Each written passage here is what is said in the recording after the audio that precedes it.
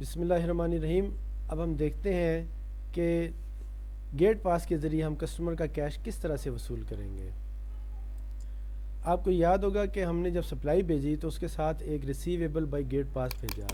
اب فرض کیا ہم یہاں پہ 80 نمبر لکھتے ہیں، تو اب یہاں پہ ہمارے سامنے یہ موجود ہے کاغذ جس کو ہم نے ساتھ بھیجا تھا۔ تو سپلائی مین نے جو بھی کیش ہے کرنٹ کیش والے خانے میں موجودہ کیش لکھا اور ریکوری والے خانے میں پچھلا کیش لکھا۔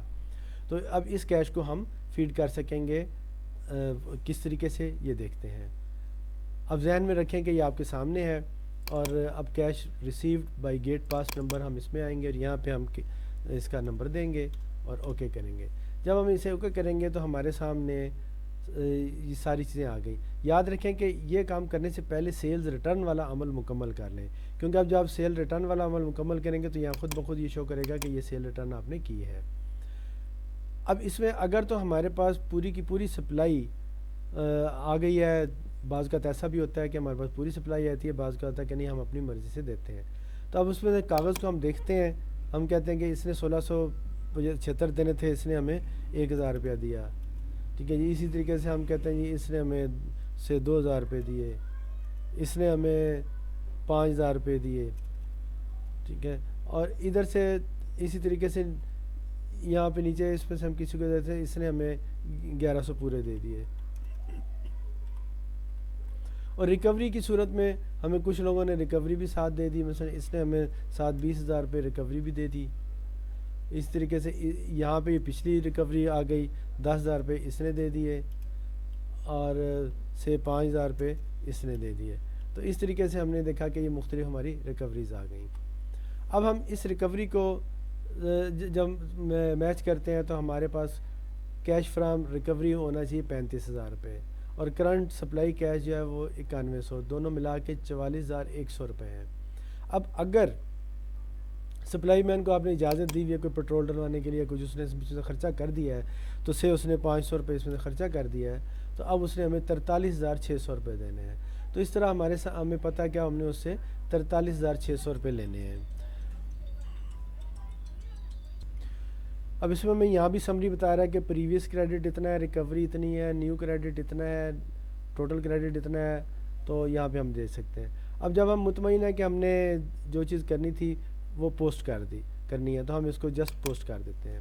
اب ہم نے اس کو پوسٹ کیا تو ہمارے سامنے یہ رپورٹ پرنٹ نکلے گا، اس میں لکھا ہوا ہے کہ جی یہ سیلز ہوئی ہیں، یہ پارٹیاں ہیں، جس پارٹی نے جتنا دیا ہے، ہارڈ کیش علیحدہ لکھا ہوا ہے گا، ریکوری علیحدہ لکھی ہوئے گی، ٹوٹل علیحدہ لکھا ہوا ہے گا۔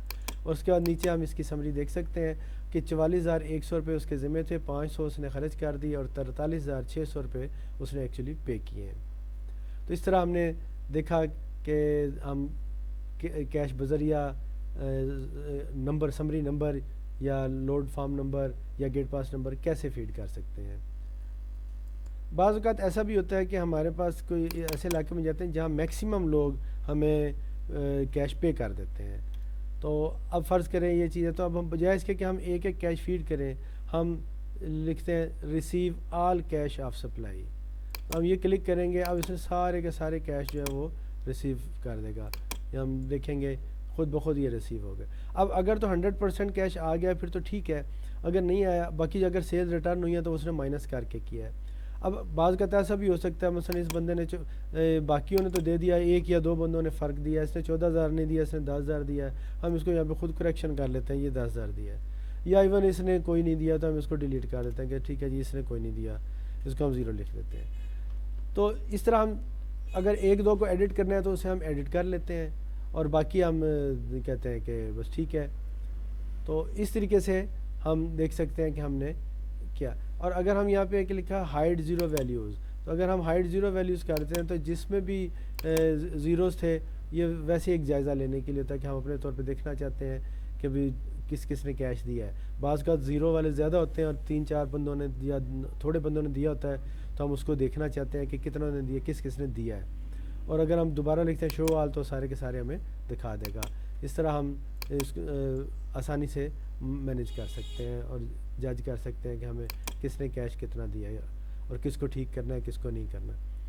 جب ہم مطمئن ہوں کہ یہ ہماری ساری انٹری صحیح ہو گئی ہے تو اس کے بعد ہم پوسٹ کر دیتے ہیں۔ یہ پوسٹ کیا اور ہمارے سامنے وہ رپورٹ آ گئی.